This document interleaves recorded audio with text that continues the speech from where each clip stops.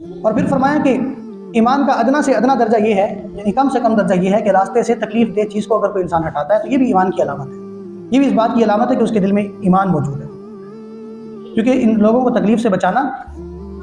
حدیث شریف میں آتا ہے کہ جو لوگوں کو تکلیف سے بچائے گا اور تکلیف ان کی دور کرے گا تو اللہ رب العزت بروز قیامت اس کو عزت کا جوڑا پہنائیں گے۔ اور اس طرح فرمایا کہ اللہ تبارک و تعالیٰ جو انسان کسی کی تکلیف کو دور کرنے کا ذریعہ بنتا ہے تو اللہ تعالیٰ پھر اس کی مصیبتوں کو دور فرماتے ہیں۔ تو فرمایا یہ بھی ایمان کی علامت ہے کہ راستے سے کسی تکلیف دہ چیز کو دور کر دینا، اور راستہ ہی گندا کر دینا تو پھر سوچنا چاہیے کہ ہمارا ایمان کس معیار پر کھڑا ہے، کہ ہم اپنی گزرگاہوں کو کتنا گندا رکھتے ہیں۔ یعنی یہاں پر اللہ کے نبی نے فرمایا کہ ایمان کا کم سے کم درجہ، یعنی کسی کو آپ دیکھیں نا کہ ہاں یہ بھی مسلمان ہے، تو اس بات سے آپ پہچان لیں گے کہ وہ راستے سے کوئی تکلیف دہ چیز ہٹا رہا ہے تاکہ کسی کو تکلیف نہ ہو۔ تو اللہ کے نبی نے فرمایا کہ اسلام اس کے بھی مومن ہونے کی بشارت دیتا ہے کہ یہ بھی مومن بندہ ہے، جس کے دل میں انسانیت کا درد ہے تو اس کو بھی اللہ کے نبی صلی اللہ علیہ وسلم نے مومن قرار دیا ہے۔ لیکن جو اس کیفیت پہ بھی ابھی اترا نہیں ہے کہ اس کو یہ احساس نہیں ہے کہ میرے راستے کو، گزرگاہ کو گندا کر دینے کی وجہ سے لوگوں کو تکلیف ہوگی۔ دیکھو ہم کتنی چھوٹی چھوٹی تکالیف لوگوں کو وہ دیتے ہیں، بظاہر وہ چھوٹی نظر آتی ہیں لیکن کسی کے دل پر وہ کتنی بڑی گزرتی ہے یہ تو وہ جانتا ہے اور اللہ جانتا ہے۔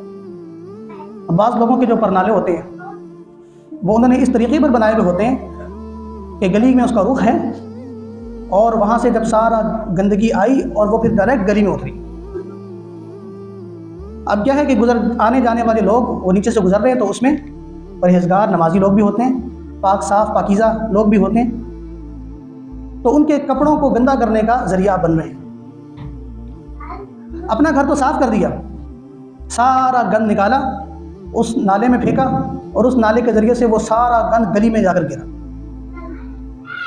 اب جب وہ گلی میں گرا تو گلی میں جو گزرنے والے لوگ ہیں ان افراد کو اس سے تکلیف ہوتی ہے۔ ظاہری بات ہے ایک نمازی بندے کے کپڑے ناپاک ہو جائیں تو اس کو کتنی وہ یہ بری بات محسوس ہوتی ہے۔ اوپر کا تو یہ حال ہے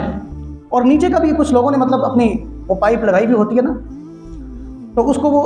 نیچے جب گلی کے پاس نالی کے پاس آگے چھوڑتے ہیں پھر بھی 2 فٹ کا پائپ وہ چھوڑ دیتے ہیں۔ اب وہ ڈائریکٹ پانی وہاں سے گندا آیا،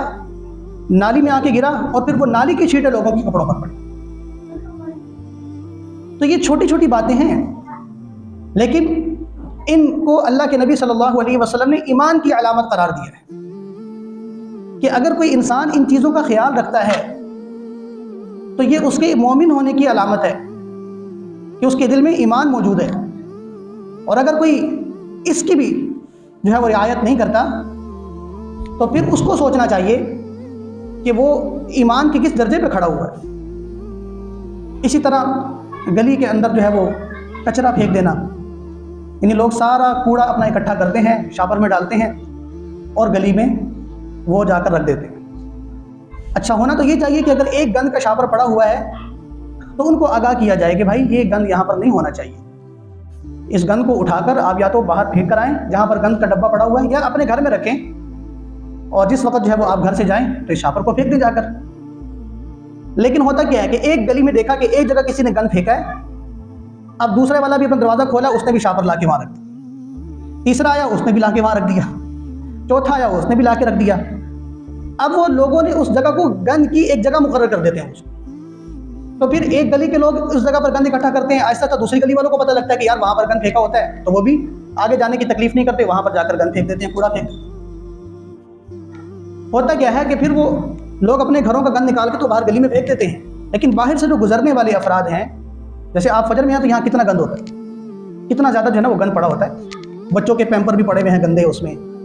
سالن بھی پڑے ہوئے ہیں خراب اس میں، اور نالیوں کا تو ویسے ہی برا حال ہوتا ہے،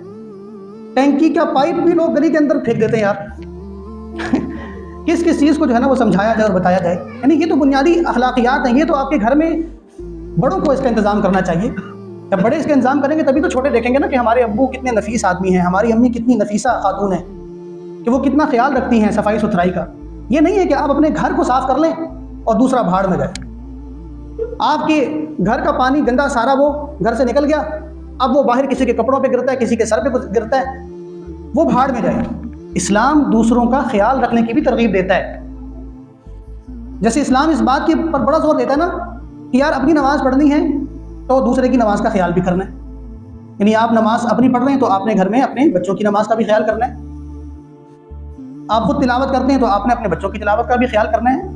اسی طرح اسلام ان چیزوں کا بھی بڑا اہتمام جو ہے وہ کرواتا ہے اور ترغیب دیتا ہے کہ آپ جس طرح سے اپنے گھر کو صاف کرتے ہیں اسی طرح آپ نے باہر گلی کو بھی صاف رکھنا ہے, محلے کو بھی صاف رکھنا ہے. تو ایک اچھے محلے کی اور ایک اچھے علاقے کی یہ علامت ہے کہ آپ جا کر دیکھیں کہ وہاں کی گلیاں, وہاں کتنا گند پڑا ہوا اور کتنی صفائی. اگر گلیاں گند سے بھری ہوئی ہیں نا تو پھر یہ لوگوں کا معیار بتاتا ہے کہ یہاں پر کیسا طبقہ رہتا ہے. اگر گلیاں صاف ستھری ہیں, ماحول صاف ستھرا ہے, تو یہ بھی لوگوں کا معیار بتاتا ہے کہ یہاں پر کس طرح کے لوگ رہتے ہیں, کیسی سوچ کے اور کیسے ذہن کے لوگ رہتے ہیں. تو اس لیے اللہ کے نبی صلی اللہ علیہ وسلم دیکھیں کتنی باریک بات کی طرف اشارہ کیا کہ فرمایا کہ اماطۃ الاذی عن الطریق, راستے سے تکلیف دہ چیز کو ہٹا دینا, فرمایا یہ بھی ایمان کی علامت ہے. یعنی ایمان پر محنت کرنے والے انسان کو اس بات کی طرف بھی توجہ دینی چاہیے کہ ہم ان چیزوں کو بھی دور کریں تاکہ ہمارا ایمان اور مضبوط ہو, کیونکہ اللہ کے نبی نے اس کو ایمان کا حصہ قرار دیا ہے, ایمان کا درجہ قرار دیا ہے. تو اس بات کا جو ہے وہ خیال رکھنا چاہیے.